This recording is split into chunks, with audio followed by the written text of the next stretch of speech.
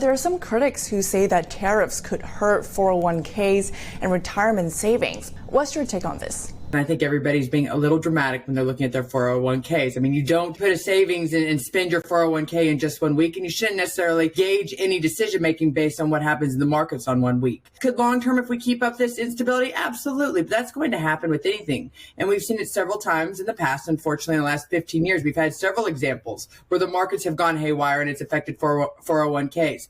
But in the long term, usually everything recovers. And I think we're going to have the same result, if not better, for those investments. That's a good question. And full disclosure, I was a former stockbroker. So my perspective on this kind of matches Scottie, where it's like, listen, what you typically see in a market that's kind of overvalued, which I believe the stock market was actually overvalued at this point, is you see a market correction.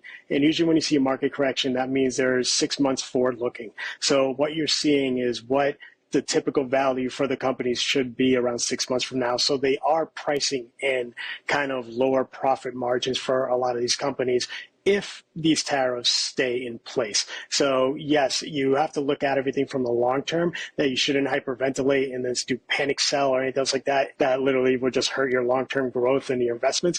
But at the same time, the market is pricing in lower growth. So that's exactly what you saw over the last few days in the markets themselves.